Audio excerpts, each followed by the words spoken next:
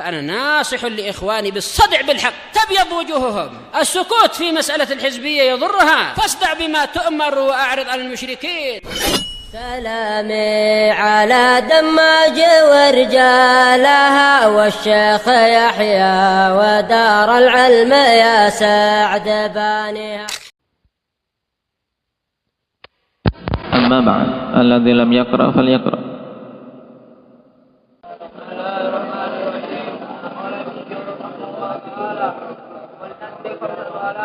Umar.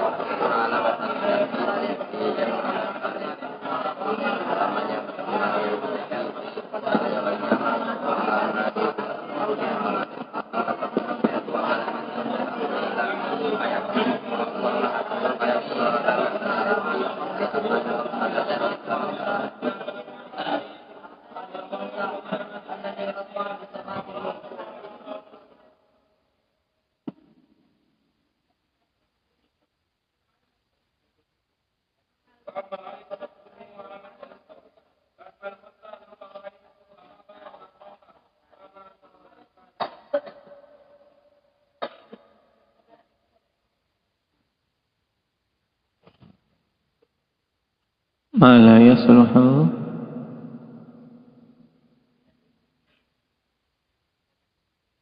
Baik, nah barakallahu fikum. Sekarang kita lanjutkan. Kita telah mengambil dua i'rab, yaitu apa? I'rab apa Khadir? I'rab rafa' dan nasab. Yang i'rab rafa' dan nasab ini masuknya pada apa saja? Hendak ya Salman, dia bisa masuk pada huruf atau isim atau fi'il. Isim saja, isim dan fi'il. Rafa' dan nasab bisa masuk pada isim dan fi'il. Nah, sekarang kita masuk pada al-khafd. I'rab khafd atau disebut juga dengan i'rab jar. Disebut khafd karena harokat utamanya adalah kasrah. Nah, tanda utamanya adalah kasrah. Ini khafd. Nah, telah kita lewati di awal bahwasanya i'rab khafd itu khusus masuk pada apa? Raihan, pada isim saja. Sehingga tidak ada yang namanya fi'il kok itu dikhafdkan. Tidak ada yang namanya fi'il kok dikasrah dengan kasrah yang asli. Taib, walaupun terkadang muncul kasrah tapi kasrah arid dikarenakan iltiqa'us sakinain atau karena kaidah i'lal. Adapun kasrah asli pada fi'il tidak akan didapati. Nah sekarang dikatakan oleh Ibnu Ajurrum rahimahullahu ta'ala lil khafdi salatu alamat. Untuk i'rab khafd itu ada 3 tanda. Taib, al-kasratu wal ya'u wal fathah. Nah, kalau kalian perhatikan kawan, tanda-tanda i'rab ini tidak keluar dari apa? Dari harokat, entah itu dhammah, fathah atau kasrah. Kemudian nanti akan kita dapati sukun. Kemudian yang berupa huruf, ya, yang berupa huruf paling berputar seputar apa? Wawu, alif, ya, kemudian apa? Kemudian nun, ya kan? Nun baik ditetapkan adanya atau dibuang. Makanya sebenarnya mudah tanda i'rab itu. Cuman ya tadi harus teliti dulu, apalagi yang baru pertama kali belajar nahwu. Jadi ini harus betul-betul dimutkinkan. Dia menempuh cara bagaimana pokoknya bisa mutkin tanda-tanda i'rab ini. Baik, lil khafdi 3 alamat. Al-kasrah sekarang.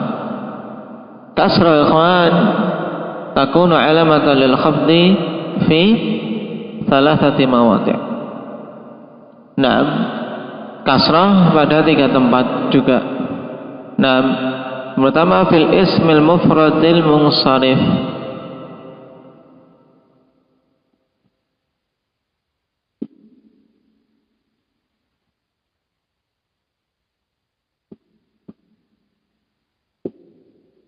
Yang pertama pada isim mufrad yang munsharif.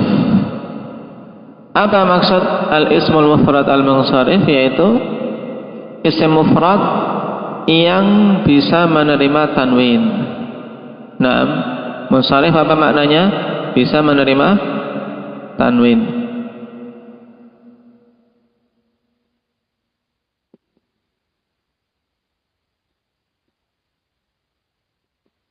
Didatangkan kata munsharif ini ikhwan untuk membedakan dengan isim mufrad yang lain. Nah, yang tidak menerima tanwin. Karena nanti tanda khafadnya beda.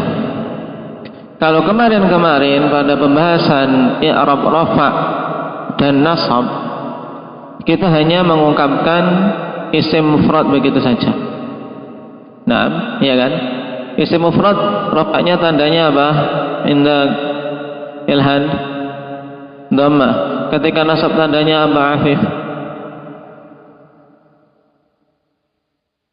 Lebih 2 detik. Usap nanti. Apa tandanya Hamzah? Fathah. Ya kan? Besok pokoknya kalau selesai alamatul i'rab, nah lebih 2 detik. Tidak ada ampun ini. Ya, baik, makanya dihafal betul. Baik, kasrah sekarang sebagai tanda i'rab khafad yang pertama pada isim mufrad yang munsharif. Kalau kemarin tidak ada, dhammah sebagai tanda i'rab rafa pada isim mufrad, begitu saja. Kemudian fathah untuk tanda nasab pada isim mufrad, begitu saja. Kenapa? Karena pada kondisi rafa dan nasab tidak masalah. Tidak perlu kita bedakan antara yang bertanwin dan yang tidak menerima tanwin, karena hukumnya sama. Adapun sekarang ketika kondisi khafad, ketika kondisi khafad itu dibedakan yang munsharif dengan yang ghairu munsharif. Yang munsharif itu yang bisa menerima tanwin. Dia ketika berupa isim mufrad maka tandanya kasrah. Contoh isim mufrad munsharif ini pada asalnya, ya. Jadi hukum asal isim itu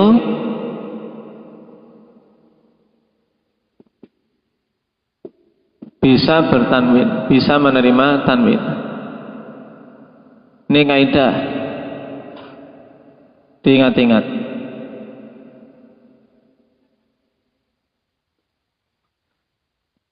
Kemudian hukum asal fi'il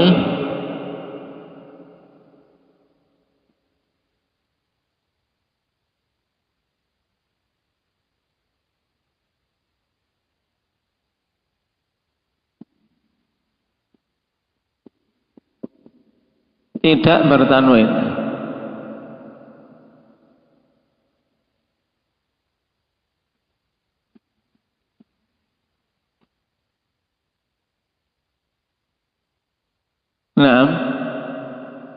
Ini ingat-ingat, kalau isim hukum asalnya bisa menerima tanwin, tapi kalau fi'il memang apa? Dia tidak akan pernah bisa menerima tanwin.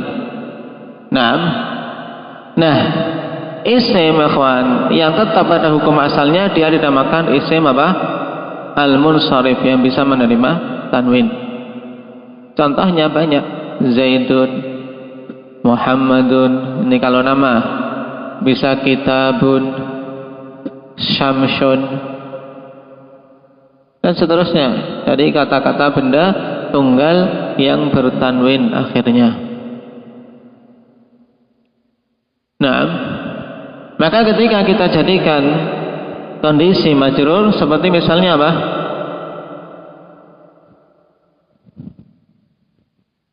Marartu bi Zaidin.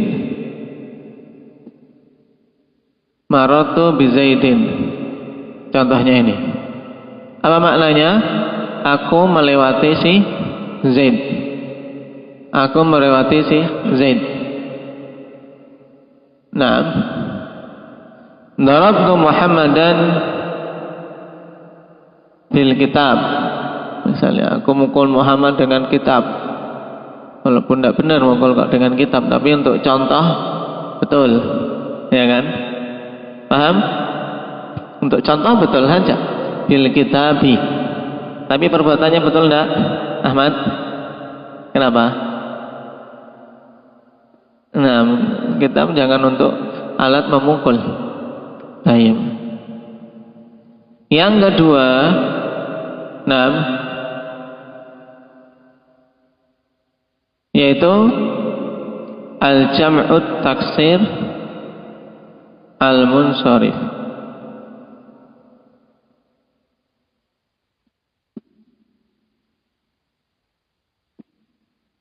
Sama di sini juga ada apa?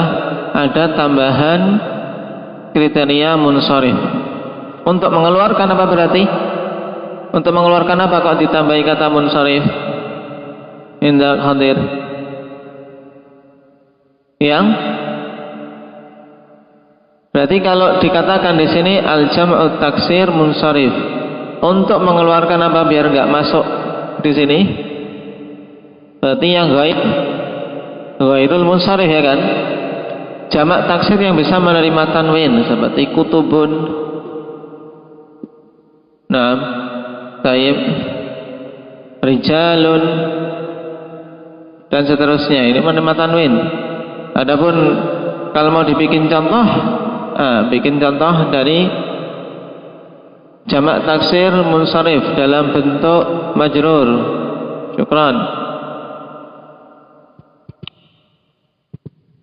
Ra'aitu kutuban. Ini kondisi mansub. Nah, aku melihat kitab-kitab. Sekarang tugasnya membuat yang majrur.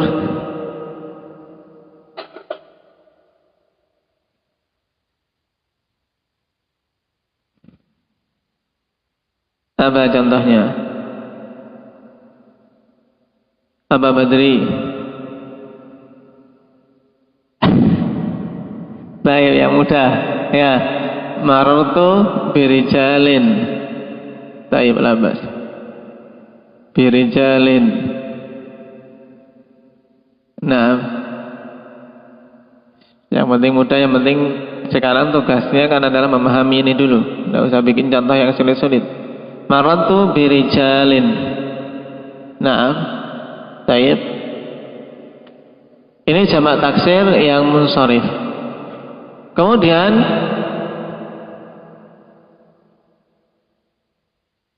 yang ketiga al-jam'ul muannas salim.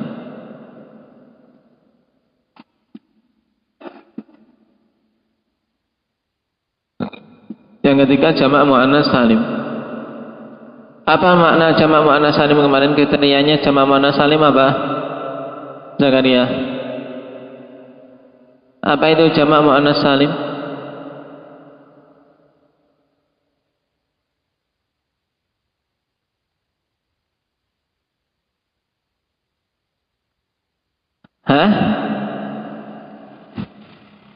Ma huwal jam'ul muannas salim? Ma jumi'a bi alifin wa ta'in mazidatain, yang dijamak dengan tambahan alif dan ta.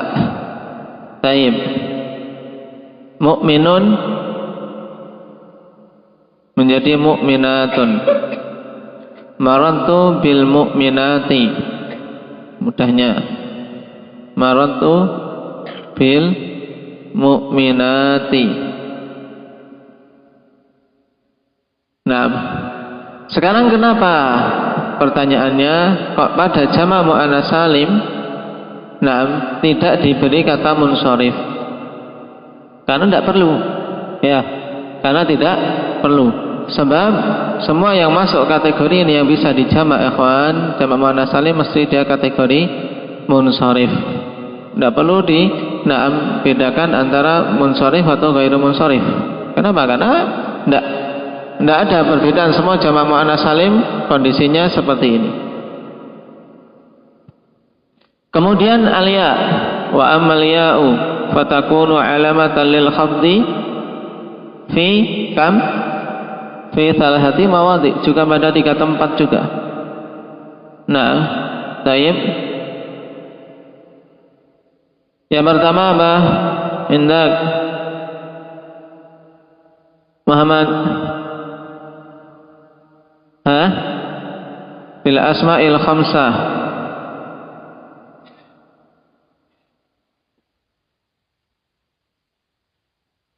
Yang kedua Ilhan wa fit tathniyah.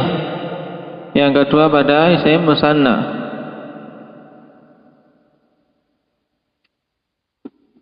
Wal jamak, yaitu jamak mudzakkar salim.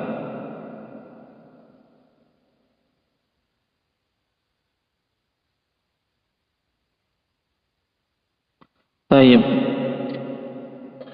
Nah ini ya sebagai tanda i'rab khafd ikhwan ada 3, asmaul khamsah, isim mutsanna dan jamak mudzakkar salim.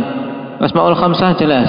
Kalau kemarin jaa abuka ketika rafa, ketika nasab ra'aitu abaka. Sekarang ketika majrur dengan ya berarti marartu bi abika, aku melewati bapakmu, ketemu berpapasan. Marartu bi abika. Ya. Demikian pula tathniyah. Tathniyah kemarin pada kondisi rafa bagaimana? Jaa al-muslimani. Kemudian ketika nasab bagaimana? Hendak ya Adam musanna, ketika nasab tandanya apa? Dengan ya. Tapi ketika kondisi nasab isim musanna dengan ya berarti jadinya bagaimana Raihan? Berarti kalimatnya ra'aitul muslimaini. Kemudian sekarang ketika kondisi khafad musanna tandanya dengan ya berarti marartu masih sama, yaitu marartu bil muslimaini. Marartu bil muslimaini. Kemudian jamak mudzakkar salim, nah juga sama, kemarin rafa'nya dengan apa? Tanda rafa'nya dengan apa? Indah Ahmad. Jamak mudzakkar salim tanda rafa'nya dengan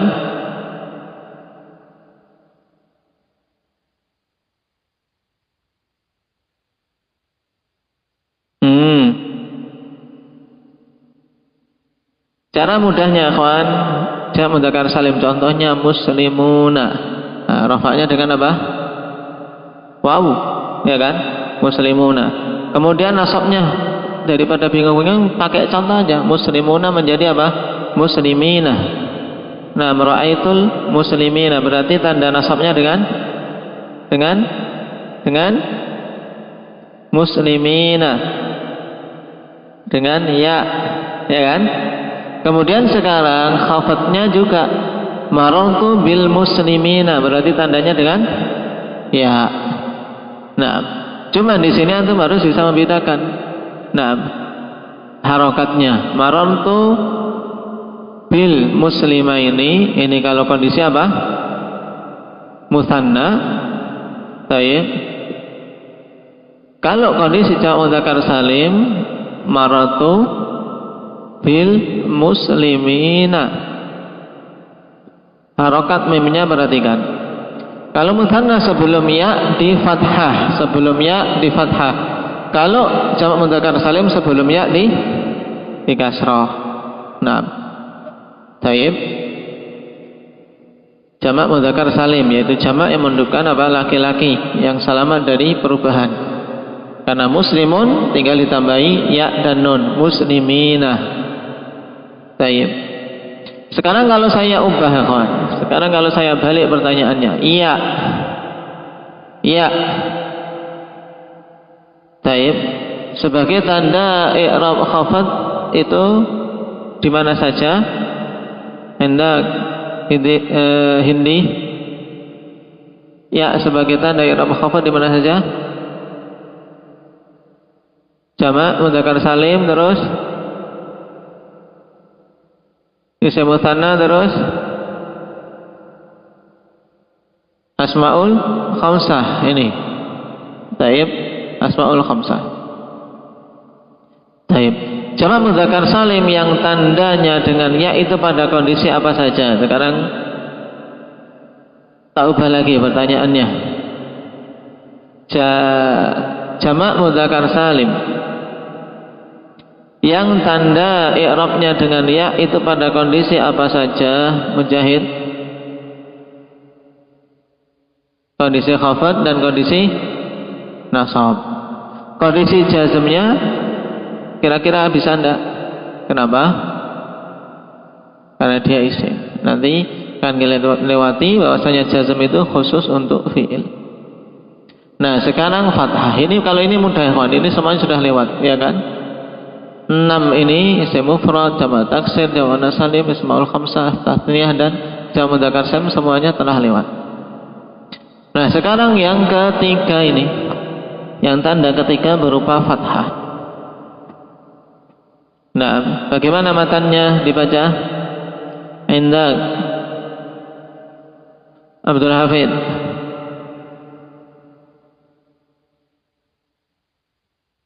Wa ammal fathatu fatakunu alamatan lil khafdi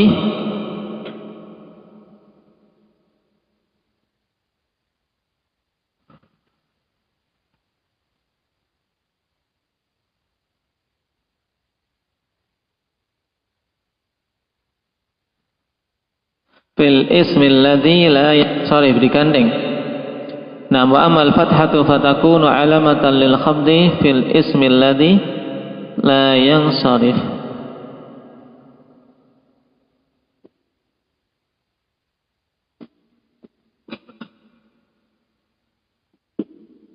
Dia ngasih contoh enggak?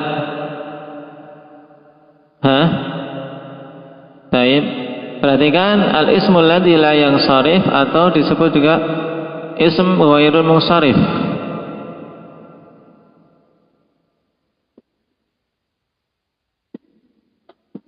Nah, baik. Nah, inilah ikhwan, ya, la yansarif. Ini yang tadi diisyaratkan di depan ketika kasrah dikatakan munsharif. Maka sekarang ketika fathah apa? La yansarif, ini lawannya. Taib, karena dalam kondisi khafad dibedakan yang bertanwin dan yang tidak bertanwin. Nah, yang bisa menerima tanwin dan yang tidak bisa menerima tanwin. Kalau isim-isim yang tidak bisa menerima tanwin, maka alamat khafadnya adalah dengan fathah. Taib, tadi telah diketahui hukum asal isim itu bisa menerima tanwin atau tidak, Abdullah? Hukum asalnya? Bisa menerima tanwin. Berarti dia menjadi tidak bisa menerima tanwin, ini keluar dari hukum asal, ya kan? Sesuatu yang keluar dari hukum asal itu butuh alasan, ya. Butuh alasan, butuh dalil.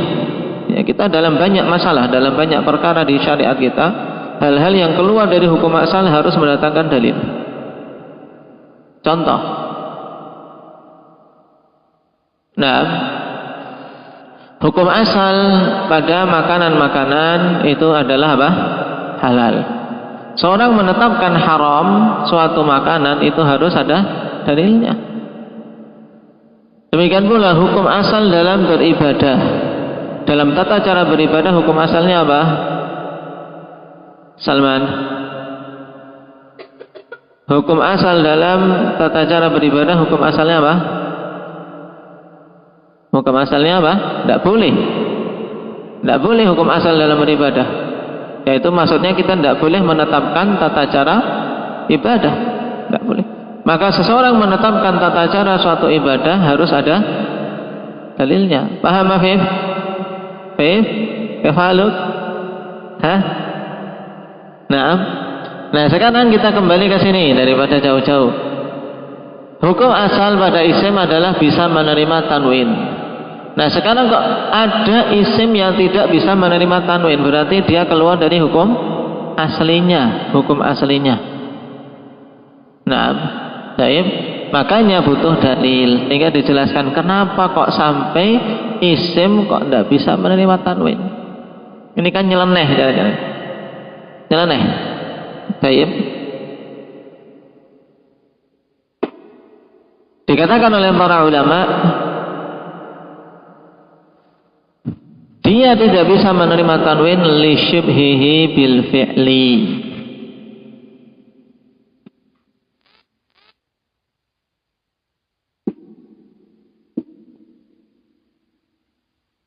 Kenapa? Karena penyerupaan dia terhadap fi'il. Ini juga dalam masalah nahwu aja berlaku akhwan, man tasyabbaha biqaumin bahwa minhum. Yang menyerupai suatu kaum maka dia dihukumi sama. Ini isim niru-niru fi'il, akhirnya dihukumi juga dia tidak bisa di kasrah. Karena fi'il itu tidak boleh di kasrah, paham? Ini sejarahnya. Jadi tasyabbuh itu perkara yang berdampak ya kan.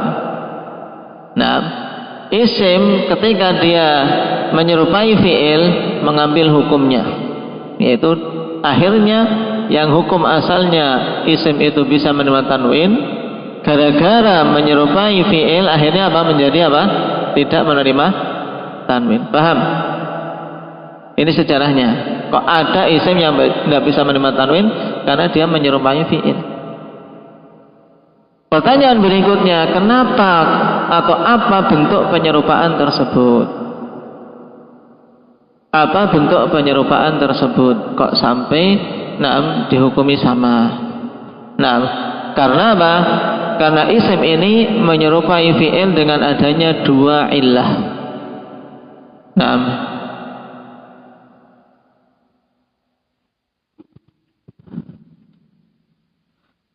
Liwujudil illatain,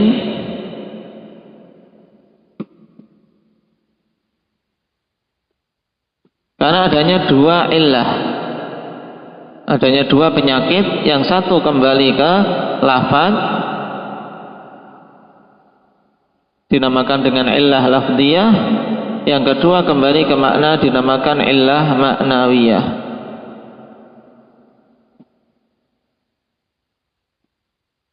Baik. Nah, sekarang sampai di sini dulu. Kenapa? Karena pembahasan isim ghairu munsharif ikhwan, atau ismul ladzi la yansharif, ini termasuk batu sandungan yang kedua dalam awal-awal belajar nahwu.